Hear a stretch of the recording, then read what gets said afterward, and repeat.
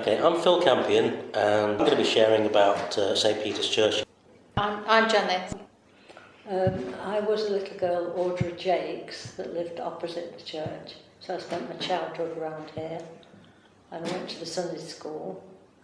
When you used to walk in when we were little, you'd sort of walk in because it was so massive and quite majestic. You did have that sense of awe and occasion. So, I had to behave.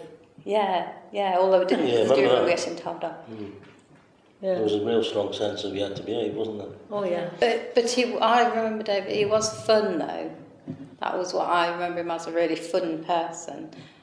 He made you feel valued as well, didn't he? David Patterson. Yeah. He would come round to his house. He'd come round to the house at home to get you to come and do a reading in church next day. And we were only tiny children. But he'd come round, his cassock, is it called a cassock? Yeah. The black thing would be flowing out behind him on his bike. He looked like Batman, didn't he? Whizzing round. And he'd tell you to come and do the reading. And it made you feel really special that he bothered to come round to get you to do the reading. I can't remember ever doing it though.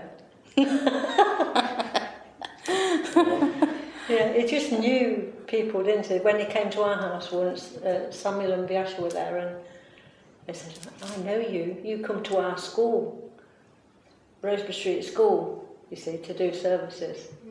Oh, right. So they knew him. Yeah. Oh, yes, I know. Yeah. And then when we walked in, we'd all be facing the big window. That's the way the pews faced, wasn't it? So you come in the back door. Yeah.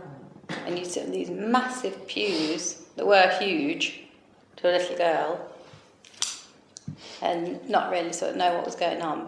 And then he started to have the service at the end near the door. And you'd all sit in a circle, and he'd play the guitar.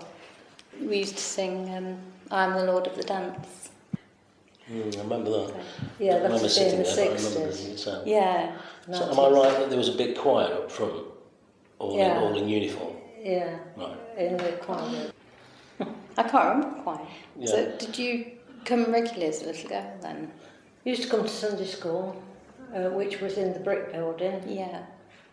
and you'd go into those classrooms at the side. And then when we were older, we used to come for confirmation class in the church. That was when Mr. Sampson was here, Reverend Sampson. And if you didn't behave, he'd hit you on top of the head with the Bible. I remember the big creaky door when we'd first come in, and that sense of awesomeness and the space, just everything being so massive with the massive stained glass windows and the choir up front. And I got a strong sense that somehow I felt like I needed to behave. And there was times of real quietness and stillness, which was quite awesome, really, for a 6-year-old boy. Having a little sneaky peek. You know, my head's bowed, but I'm having a little sneaky peek at people praying away and thinking, well, what are they actually doing? I can remember having a fit of giggles, and we got told off actually, didn't we? Because when we had all the circle at the end, people got down on their knees to pray, and me and my friend started giggling, and we couldn't stop giggling. It wasn't really the place that you giggle, because you all sat around in a big circle. I think we were told off for that when we got home. I remember that there was two guys that lived next door, but one to where we lived, and they would sometimes pinch the little round bread biscuits, or whatever you call them, the communion bread. Bit naughty, but I guess they were just young lads. You can remember the smell, can't you, as well? I suppose it was wood, wasn't it? Probably a bit damp as well. Yeah. And then I remember going to garden parties in the Vicarage garden. The vicarage was on Ashby Road, and he'd come out his back gate, and he'd be in the lane just at the top of this area. And that was fantastic. It was like a massive rambling house, wasn't it? Huge. Yeah, I remember doing Bob a Job and turning up at David Patterson's house volunteering to do a small job, which I think ended up being mowing the whole of the grounds, including the church. He used to have evenings in his house. There always seemed to be a lot going on. It was, he'd be playing the guitar, wouldn't he, and having people round. I just seemed to be there, but not part of it, so I think I must have been with his children. Yeah. For me, there was a kind of a feeling of security, because obviously we'd leave our house and there'd be 2 or 3 families that I remember walking down the Ashby Road, and it seemed like a secure thing at that time, and something that I didn't really question, because it was part of the routine of family. So that was a fond memory. What about you, Mark? Yeah. I think all the children used to go to Sunday school when I was little. It's just the thing that you did. And it was Sunday afternoon, Sunday school, and one evening in the week, King's Messengers. And then there'd be Sunday school parties and things like that. It's just part of your normal childhood that you did. I think, there was a feeling of safety. And also, I never felt, with David, he never felt judged. I never felt judged by him. You just felt accepted, I think. He was very good with people. Yes, yeah. But there seemed to be 2 parts of it. At first, when we first used to start, it was quite formal and very sort of old church style. You'd sit in the pews. Yeah. Can you remember that? Yeah, definitely, yeah. And they all seemed really tall, and there was just somebody standing at the front door. I didn't really know what was going on, to be honest. You just sat and listened. But then he moved it to the back. It became more informal. It was in the wartime, and we only lived across the road at number 9 Fearon Street. So we all gathered in our passage, my dad and the bride, and the bridesmaids behind, and processed across the road to the door on Fearon Street. It was the main door then, and walked down the aisle. And 2 sisters got married that way. And also my nephew, and you were bridesmaid then, Janice. They walked across as well. All right. Well, you couldn't have a taxi, could you, just to go across? No, it was nice actually, wasn't it? But it was quite awe-inspiring for a little girl to walk up, process up the aisle and be a bridesmaid, because it was a long way to walk. And the verger was Jack something. He lived across the road in Fearon Street, and he always wore a long black robe as well, always. And he was the church verger, and he just used to come across the road to the church. Obviously, as a 6-year-old, when it came to this time of the sermon, and you're just a young boy and you don't really understand the words that are being said, so it kind of sounds a bit like if you get my drift. Yeah. It was last Sunday, 29th, 30th of July, sorry. Good grief. And I was at church at the Beacon Christian Fellowship, and I was talking to one of the architects that had designed the redoing of St. Peter's. And I just thought, I'll seize the moment, because if I don't go by there now and look, I'll somehow not build it into my routine. So I thought I'll just go straight round and look at it. And when I came, I was literally in awe of what had been achieved. And as we've been talking about, I was just so pleased that some of the original features were very much there, like the stained glass windows and and the fact that it had such a super modern and fantastically designed built on the inside of the original church, which I just thought was utterly fantastic. And I got chatting with Becky and mentioned about being this young boy that had come to the church, and she said, sounds good, and that sounds interesting. Would you like to be involved in doing this little interview, if you like? I remember as well, which is kind of significant, the prayer cushions, the kneeling cushions. Embroidered, it was tapestry, wasn't it? Yeah. Yeah, I do remember actually, either the vicar or the vicar's wife coming around to babysit for us, and she was making one. Yeah, I think that's a really significant thing, because in our modern world of casualness, we've lost a lot of community stuff and people being a part of the church family. One might be doing the flowers, another one might be doing the tapestry for the cushions, and it's all part and parcel of the big weave of the community and church family togetherness. Yeah. I quite like the glass doors because they're so big. It shines a light out into the street, and it's kind of makes you feel like you just want to go through, enter in, which I think is really important. And so maybe the traditional walk down the Ashby Road will be relived. Patricia Pinder. I came here and it turned out to be my natural habitat. And that was probably 1965 or thereabouts. This was the Paget estate. And being a new housing estate, would be loads of children, so you need a Sunday school. So you start off your Christian mission with a Sunday school. We had somebody, Mrs. Keithley, she was still alive when I got involved, lived in Oxford Street, and there were 600 children in that Sunday school. And then the tin church was built while this was being built. This was of course consecrated when it was finished, but the tin church never was Old Mission Church, giving it its proper title.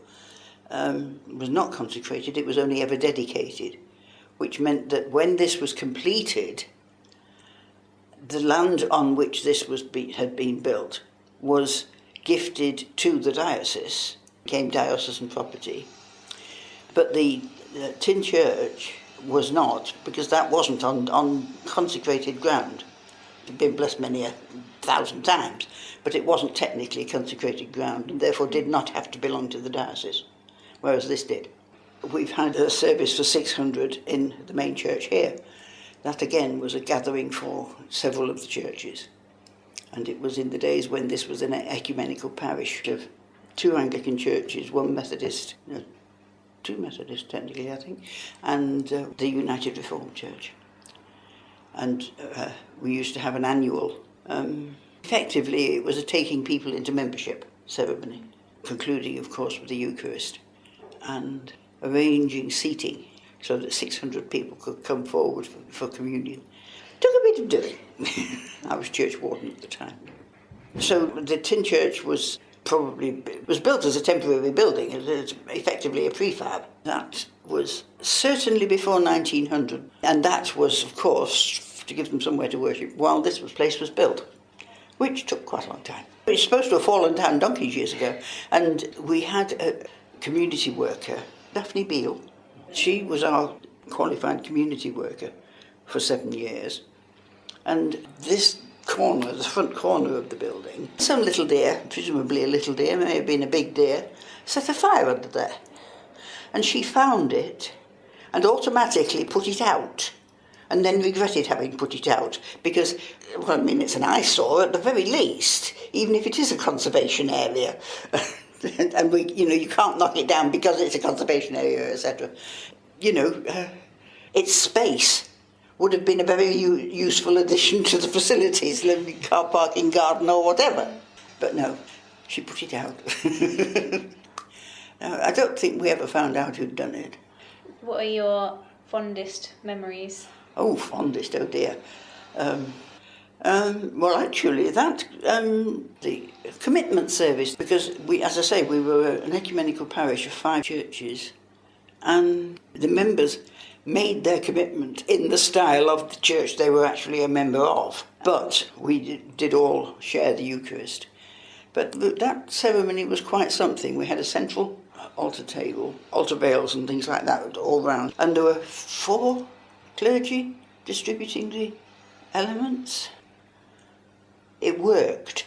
And the people who were making their first commitment, actually coming into membership, had a ceremony effectively as part of it, each of the churches had their own, their own style of ceremony, depending on what it was. The Anglican ones, of course, joined together for it. And the being in charge was, of course, important in that. I mean, as I say, I was church warden at the time. We gradually became a much smaller congregation, not least because we had a rather radical outlook to some aspects of Anglicanism, which were certainly tolerated whether or not they were approved. And we were not afraid to go out on the limb.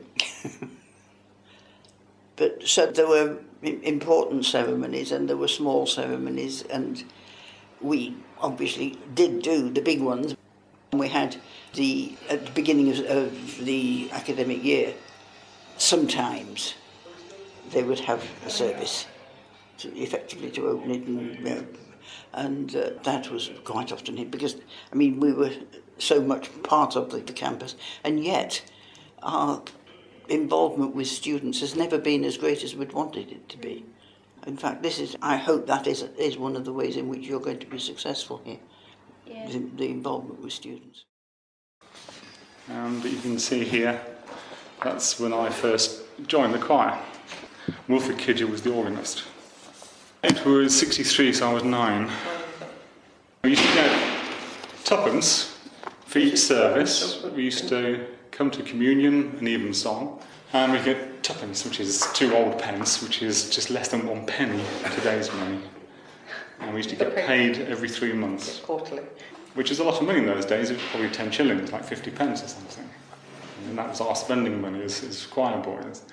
The choir men got a bit extra. They did find out how much they got, but they got paid more than the choir boys. And then, if we had a wedding, well, we were really the money then for a wedding. Would get 2 shillings or 2 and 6, which is 10p or 12.5p in new money. And that was a lot of money really to us in those days. And yeah, it was a paid thing that we did, but we didn't do it for the money. What colour were the robes? Blue. You're blue here. Or blue Did you have cassocks. ruffs, or did you We have had collars? ruffs. We had cassocks, surplices. You used to have stiff white collars. Yeah. You have to starch them. We had the ruffs, and this is myself here by that door, which was the main entrance, and I got them down around my neck because I reached the dizzy heights of head choir boy. There was myself and there was Trevor North. So there's another choir boys there. Windy day there. You can see my cassock blowing about. I got my best sandals on by the looks of it. That is by the main entrance there. So here I joined in June '63, and the choir master was Wilfred Kidger, also the organist. He used to walk every service from Tootle Road. He always wore a hat and a long dark coat. Homburg, I think the hat was. He used to smoke a pipe. And he used to live on the house just adjacent to Linehurst School. And then walk up and back again twice on a Sunday, and then during the week for practices. We practiced during the week as well. I can't remember how many times we practiced, whether it was 2 nights or 1 night. So that's when I became a choir boy. That's the evidence that I was. And then this was presented to me, this book, Prayers of Life, by the Reverend David Patterson when I left. So it was presented to me by the Reverend Patterson in 1967, so I was 13 by the time I left the choir. And it says, "To Martin, in gratitude for your singing in St. Peter's Choir and with blessings for your future. Teach me, my God, King, in all things thee to see, and what I do in anything to do it as for thee." And that is the book that has seen better years, but it's still all there. We played around here as lads, and it was a playground for us. It's all coming out now, and I did. You didn't know any of this, did you? So some confessions coming out here. Well, we're in church, you're fine. But you didn't run home in those days and tell your mum that somebody smacked you for being naughty. You didn't want your mum to know. Well, you deserved it, that's what I should have said. Yeah, no harm done to me. But yes, I was exploring on the roof, somehow managed to get onto the flat roof, which was above the vestry, and the Reverend Patterson came by, saw me, shouted at me. I got down onto the floor, where he gave me a good smack, and job done. I didn't go on the roof again. Just you on the roof, or was somebody else with you? I think it was just me. Might have been one other. I can't remember who it was. We were just curious, that's all. You weren't, you were just being naughty. call it naughty, adventurous. And then we've seen the building next door, which is the old tin church. Tin church, yeah. That's where we spent as a family our first, probably a year before we went on to infant school. Which is the school Well, down so Rosemary did. Street. Yeah, we did. Yes, It was a Sunday school first, the infants, then used to move into the big school. at Rosebery Street. No, when it was Sunday school, Here in the same building. yeah, and then they moved into the big one when they moved up into another Sunday school. Yeah, We used to sort of- dress up every Sunday, didn't you, in your best, Sunday best, with your white socks on and your shoes and your hats and your gloves. You'd always come along with your vest smart. You'd have to have a new coat, wouldn't we? New hats. We'd go to Sunday school. Who took Sunday school? Mr. Hall? Jeff Hall. Jeff Hall? Yeah, Jeff Hall took Sunday school. Arthur Makey And was a Judy. sidesman. He had 3 fingers and 1 each hand. They were older when we were here, so... Then there was Stan, who was one of the choir men. He had a false ear. Did they? I remember that, yes, he did. There was Mr. Hubbard as well. He was one of the older gentlemen. There was John Dyer's dad, Morris Dyer. He was a choir man. No women, no No girls. girls in the choir. No, we were all male for some reason. Nobody questioned it. And what did you used to keep in your pockets? I don't know, what do I keep in my pocket? Well, comic books to read during the sermon. No, what we did. Well, we didn't have comic book. No, we wouldn't have done that, wouldn't have got that far. But we had to sit through the sermon and we rarely paid attention. We looked as though we were paying attention. But what we used to do is in the choir stalls, we all had kneelers, and it was a question of who could pick the most fluff off the kneeler during the sermon. So perhaps we weren't all that innocent at the end of the day. But yes, the days in the choir were good days. Made some good friends there. We went outside and had a look at the old tin church next door. As I said, we used to play in this area. You only lived down And the street. yeah, we lived in the 66 Paget Street, and there was Mum and Dad, and at that stage there were 4 of us living down there. And Mark was just born before we moved. Yeah, so there's 5 of us It was eventually. Yeah. 6 of us. 6 of us Yeah. at number 66. And yeah, I used to climb an awful lot as a lad, lads do. And outside number 66 there was the lamppost. It's moved slightly now, I notice. It's not. Absolutely, I'm telling you it's moved, because it was next to the curb. So you had the house, you had the pavement, and then the lamppost, with a green base to it, and the cream upright, and the light. Now it's flat against the wall for some reason. Yeah. Why somebody's moved it, I don't know. Because little boys climb it. But yeah, we used to shin up it to the top and slide back down again. When we moved from here, in what year was it we moved from here? 66. 66. Mark was just born, wasn't he? Yeah. Not quite sure why I left with that. We still came for a short while, because I think we got confirmed after that. And then Yeah. we moved to Emmanuel Church, didn't we? I was connected to the church because I worked at the centre, so my connection was from the centre to the church, really. And I was working in the playgroup, ran the playgroup for nearly 40 years. And I was really sort of part of the management committee there, management team, that included members of the church. And we also had luncheon clubs at the centre, which included members of the church. So my connection really with the church came from originally me belonging to the community centre, but being part of the church as well, because we were really quite entwined really, because people at the church were on the management committee there and vice versa. So there was a lot of sort of like joining in of different things. So whatever we organised at the centre, the church joined in and vice versa. So if the church had anything, then members from the community centre would come in. But really, I think my first impressions of the church was the fact that most of the people that came to the church were people that had been in the church for years and years and years because they lived in this area, and they'd probably lived in the area as children and came to the church. They'd gone to Rosebery Primary School and were then connected with the church because the church was there. The vicar here was the vicar down at the school and things like that. So I think that was the connection really with people in the area. It was quite a big area that fed into the church, and a lot of the people that sort of lived in the area before the students started to move in were then churchgoers. But as they died off, of course, landlords took over the properties, and so students moved in, and gradually the number of people coming to the church dwindled, really. People moved away or whatever, but it was still had quite a loyal following in the church, and the vicar at the time, David Patterson, was a very popular person, not only as a church person, but as a person in the town as well. And that was my relationship was with him, with what he did, because I was sort of like on a lot of committees in the town, and he was as well. So that's where the relationship between us sort of built up. But I think both my grandchildren had their name blessing here, and my nephew and my brother got married here. So we did have quite a connection with the church.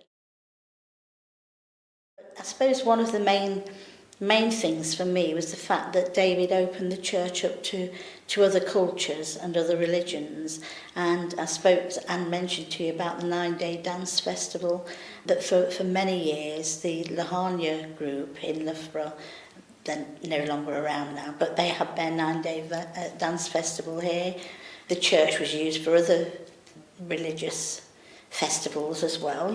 People used it for different things, much to the consternation sometimes of the hierarchy in the church. But we at the centre and in the church were very much into the multicultural side of things. And when the Asians came from Uganda, when they were kicked out of Uganda and moved into the area, we were the first centre and the first church to welcome them.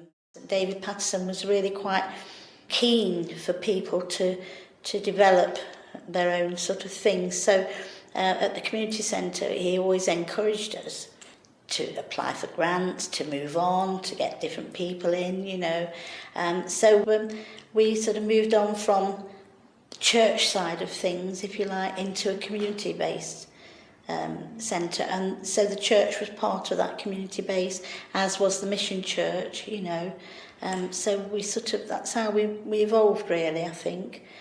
And really, when David left, nothing changed really in the centre. We still carried on the same ethos, really, that we'd always had over there. So, but that's really, because I wasn't a member of this church growing up, I sort of moved into it when I got married.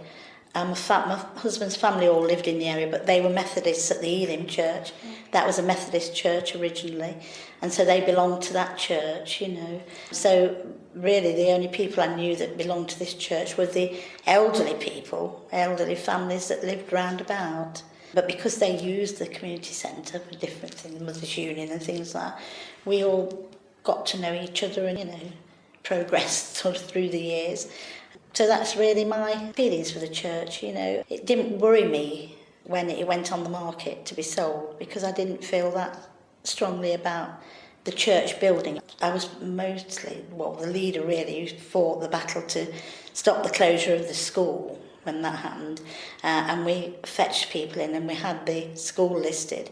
And at the same time, I brought the chapel here and we listed this church. That's why the church was listed. So, that's, I think, stopped quite a bit of your development in a way, didn't it? I think, because it was listed. I mean, as a building, I think it's just such a beautiful building anyway from the outside. The inside, unfortunately, had been allowed to deteriorate a bit. And most of the services were held in what was called the Ladies' Chapel, which was on that side of the church, on that side of the altar. And it was only probably Harvest Festival for the school and things like that, where the whole of the church was used, and for sort of like weddings, because there were still quite a few weddings took place here. The listing, I think, is really important, what you guys did with the school, because that could have been properties, couldn't it?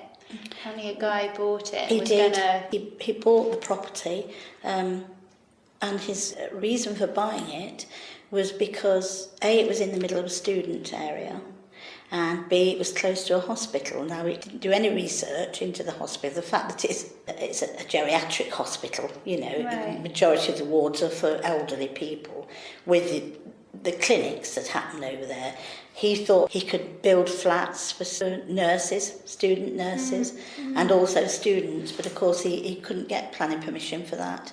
And with Rosebery, when we had that listed, we had the inside listed as well.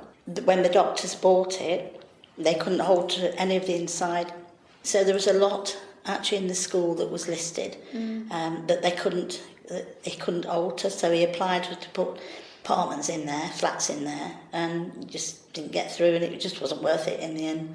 So he put it on the market, and of course the medical centre bought it, you know. This building, the fact that things were listed, it's meant that a lot of Yes, the original features, yes, which makes it really good. Yes, like yeah. The bell. I noticed that when I came. I think a couple of times whilst the workmen were here, they did actually ring it, because a couple of times we sort of like heard it, and I said to me, because I only live on Store Road, and I said to my husband, "Oh, there's the bell," because we always had Tom, who lived in the vestry, old Tom. I always used to say to him when the rope was attached to the bell, because every now and again it fell down, if you're in desperate need, just ring the bell. When it rang, I said, "Oh, no, it's not Tom, is it?" And then we used to have a homeless gentleman, Pete, and he lived in the church. When he was in this area, he just used to come and doss down at the back of the church, but nobody really bothered about him. But when my brother got married, he was asleep at the back of the church. I was just praying that he wouldn't wake up, but he did, and some of his wine bottles started rattling around at the back of the church. But Tom, he was there that day, and he played the music for the wedding and on his tape recorder, and then Peter was sort of like at the back, just like looking around and wondering what was happening, and the wedding happened, and everybody went outside, had the photographs taken, and that was it. So we bought food over for them both, but Peter did tea. I don't think he ate much. He preferred something in a bottle, really. But over the years, I mean, David's been one or two, really, people stayed here, if they were homeless. And because in the mission church we ran like a homeless project for quite a while at night, so people could come and spend a night. But then they nearly burnt it down, so that was the end of that. But quite a lot of things happened around here, actually, over the years. It was a very close community, actually. When I first moved up here, because although I was connected to the church and the centre, I lived down Kings Avenue way. Well, my husband and his mother all went to Rosebery, and my grandchildren went to Rosebery as well, so the 4 generations actually went into Rosebery School. But then we moved up here in 1984, and that's when I became more involved with the community, really. But it was a very close-knit community around here, because we had lots of shops in the area, you know, so there was the church and the school and the community centre and shops and dentists and doctors, and so there was everything, really. So in a way it was like a little village, and I found that quite nice because I came from a village, so I found it quite nice to be in that village sort of like community. And people, you know, everybody knew each other and looked out for the kids and things like that.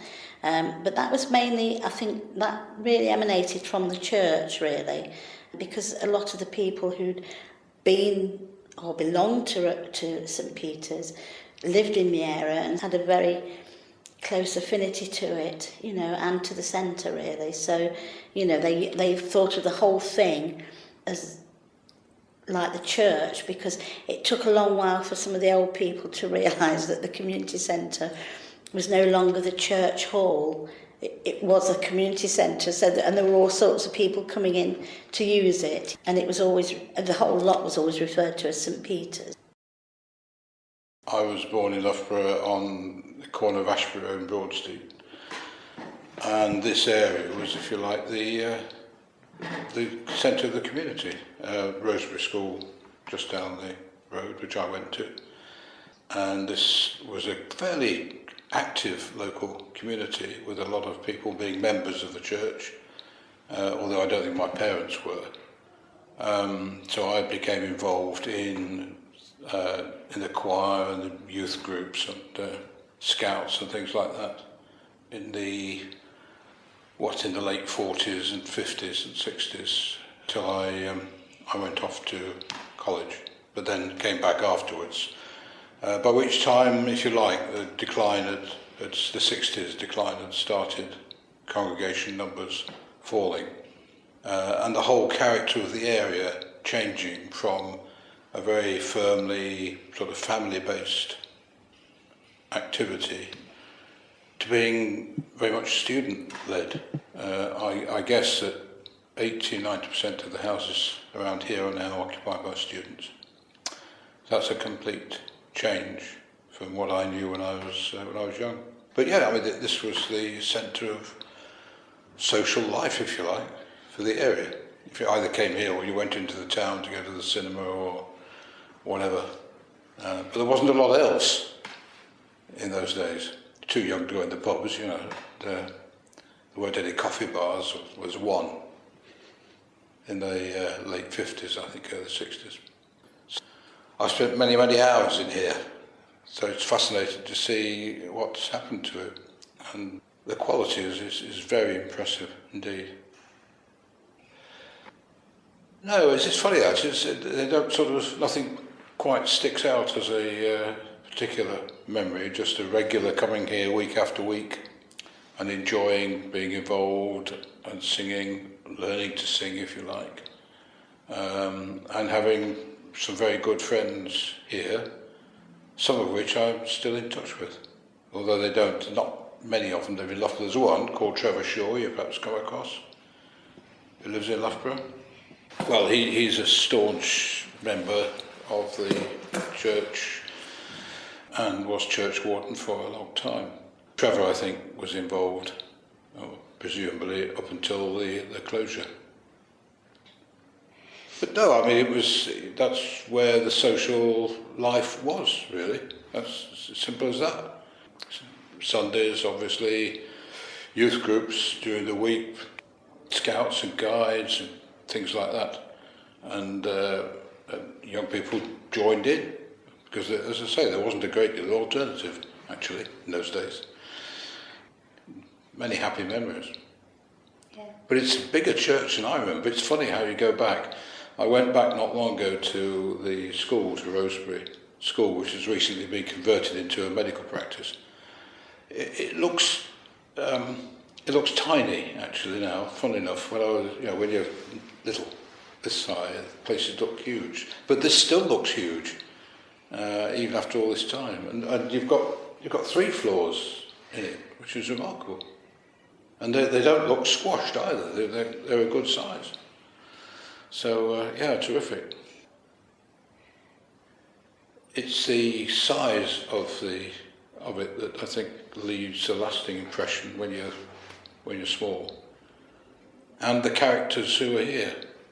Some of the people leave a lasting impression. The organist, very skilled musician, who taught me most of what I know about music, I suppose. And leaders, youth group leaders, scout group leaders, these are sort of people who leave quite an impression on you, as much as school, really. Because you don't have to come here, you have to go to school, but you come here on a voluntary basis. So it's a bit different. The choral repertoire was quite considerable, and the organist would not be put off by most things. He will put on a performance of the Messiah, for example, Handel's Messiah at Christmas, or not necessarily all of it because it's a bit long, but probably a good part of it. And other well-known pieces, Stenius Crucifixion, for example, performed that at Easter. So yeah, it was a very important part of education, if you like, as much as anything else. Before the days of people going away to college so much, the people grew up here, probably stayed here. Large numbers would have worked at the Brush or Cottons or in the hosiery factories, places like that. And were born, went to school, and then started work, and that was life. And they didn't move around in any way like present generations do. So that, people knew each other and formed a very strong basis. And that's, as I say, that's changed. It's not a matter of it's better or worse. It's now a different form of community. When you were here, who's the priest? At first, a man called Arthur Sampson, until about mid-50s, about 55, something like that, and a man called John Lyon.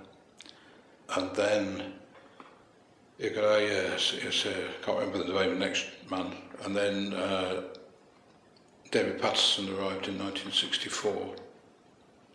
And then when David Patterson eventually retired, then they gradually joined in with All Saints, because there was no chance, I don't think, of replacing it. And then gradually closed down through lack of people, really.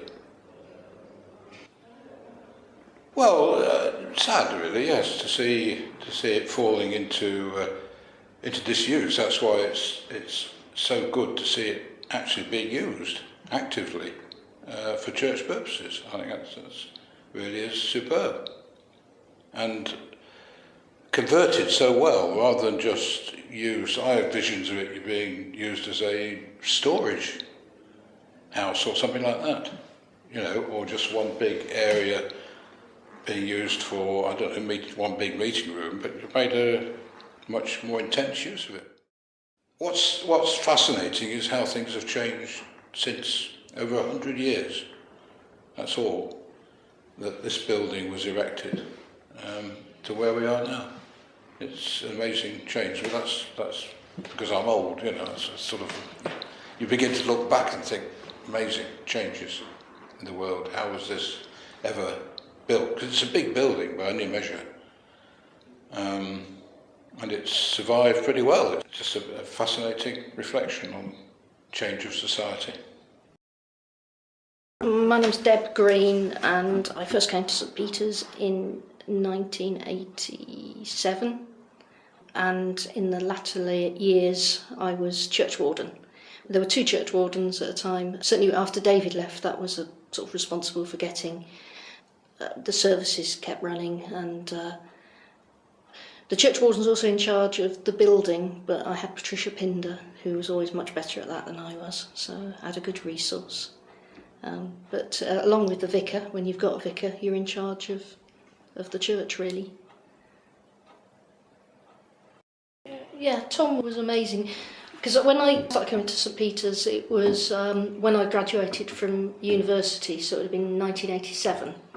And I was doing some stuff with CND, and as well as that, being interested in the church and Christianity. And I needed to get someone that was confident enough to speak at an event, and David Patterson's name got recommended. So I came over to track him down. He was actually in hospital that weekend, but I left a message, and I was in York Road at the time he came round. And for some reason I got this idea that he might be a bit disorganised and I should remind him.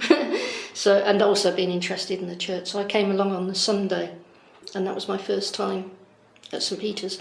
But because of the services were in the small chapel, it was actually quite difficult and intimidating coming in, because you had to walk through the main bit. We did have some services in the main area, but for every Sunday it was in the Lady Chapel. But luckily I did it, because it was certainly interesting part of life, because having only a few people, saying in some ways you couldn't hide, but on the other hand it was very accepting for who you are and whatever mood you were in and whatever you were going through. It was a very accepting place, so it was very important, got me through some interesting years.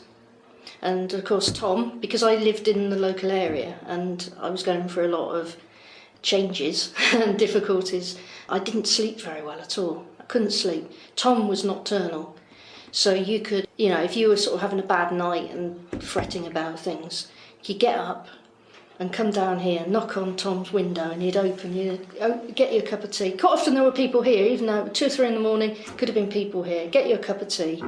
You didn't want to look in the cup before the tea went in there, admittedly.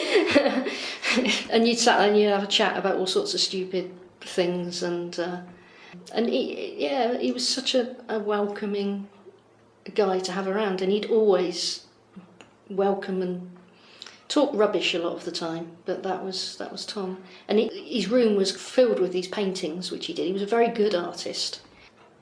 He'd do brilliant pencil drawings and sketches, but then he'd do these paintings, which were very nice, but he'd stick sequins on them. So you'd have these beautiful pictures, but all these sequins sort of stuck on them to be Tomified. And he'd also, any event that we had, he'd help do the preparations. He'd clean everything, get everything ready, move the chairs, and until he got a bit hard for him. So if we had a fete, he'd make bunting. Whether we asked him or not, he'd make bunting. But the problem is he'd make bunting from whatever he'd got. So whereas you kind of picture bunting to be bright orange, yellow, blue, red, some really pretty vivid stuff. I don't know where he got the material from, but it was kind of lovingly called Tom's dirty washing.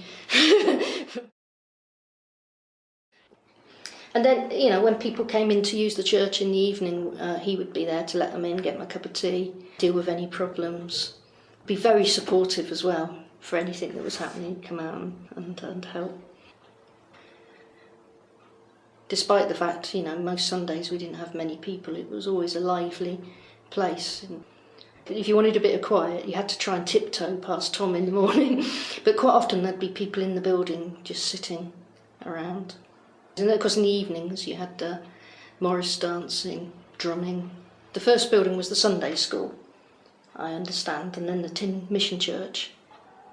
I didn't actually see the fire, but you talked to David about it because David came round to where I was staying at the time for a meeting, and he sort of thought we'd know about it. But apparently he was in the bath in the vicarage, and somebody sort of said, "The church is on fire." And he thought, well, there's not a lot I can do about it at the moment, so he carried on having his bath.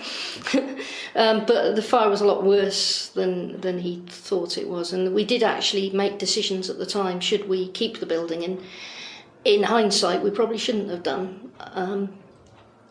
But you do care about a building, even though it can detract from what you're trying to do maybe sometimes. You spend all the time.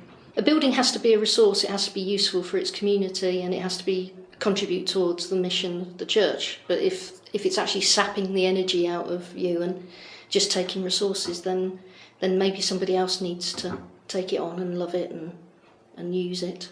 But we decided that we would get the church fixed up, which meant a lot of industrial cleaning and replacing a lot of the wooden carving. A guy called John in Loughborough did some beautiful wooden carvings, replacing some of the ones that were burnt. It was surprising actually to see just how lighter the church was after the cleaning. They kept a little bit up at the altar where they didn't clean it, so we could see the difference. But the church was down by the back door over next to the playground. And that was where the fire started. I think it was arson, because there was another fire not long before that in the Lady Chapel, which Tom put out. But the heat of it was so hot that right the other end of the church started combusting as well, even though the flames had not actually got that far, just the heat of it within. But luckily nobody was hurt. But it's always good, I think, to take stock and think, well, why should we carry on, and why should we have a building? And we went to have a look at places like in Leeds, where there was a church that didn't have a building. They decided to get rid of their building and just meet as a church, which I think could have been quite exciting and liberating. We had some nice times after that anyway. Did some good things. Saying about the art projects that we did, we'd come up with some imaginary image, and my friend Helen Burrows would just go and somehow make things happen, and I'd just do what she told me to. And we made like this huge 7-foot kite. It must have been about 7 foot. It was huge, big rectangular kite for Easter morning with a cross on it and a sun rising up behind it. But it was a very foggy day, and me, Helen and David went up to the top of the beacon and started flying the kite. But you couldn't see the kite, you could just see a bit of string, and it was Castle Donington had the European Grand Prix on that weekend, so there were these low-flying helicopters that you kind of, we're hoping we're slightly not low flying enough to crash into an invisible kite. But it was quite a windy day, and it took 2 of us to hold the kite because it just really was pulling and pulling and pulling. And then David Patterson had it, and he let go of it, and it got stuck in a tree. And then he decided he had to go and do the next service, so left us on top of the beacon, sort of staring at this bit of string for quite some time. But luckily there were no helicopters downed that morning. We also made a huge cross for Good Friday out of cardboard boxes and hung it at an angle from the ceiling, so that it sort of loomed over you in the Good Friday service, this huge black cross.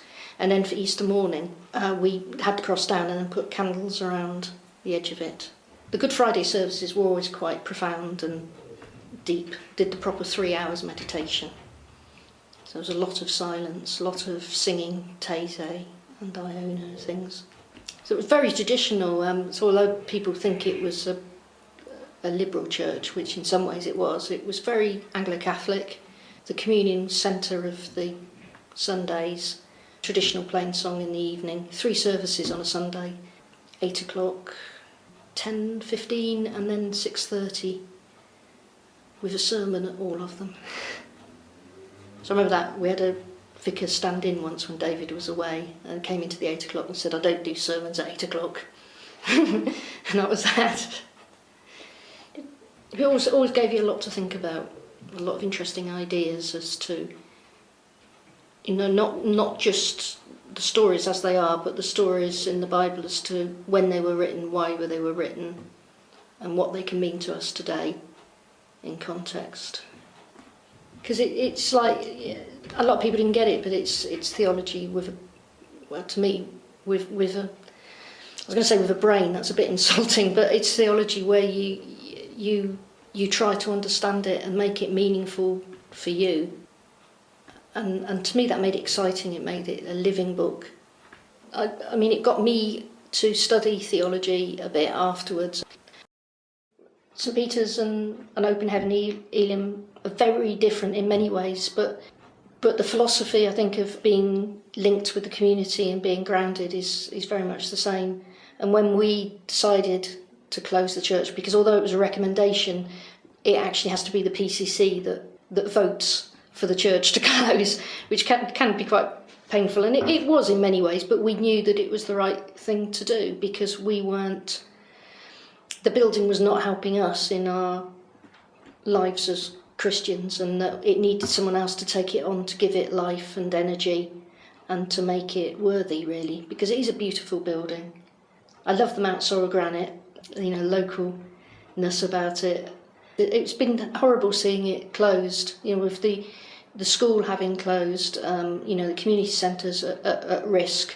It needs some energy and life on this plot of land, and so I'm really pleased to see it as it is now, because somebody's going to love it, and I think Tom would be pleased as well. My name is Ness Wilson and I lead Open Heaven Church. We've heard loads of stories of what St Peter's has meant to people in years gone by.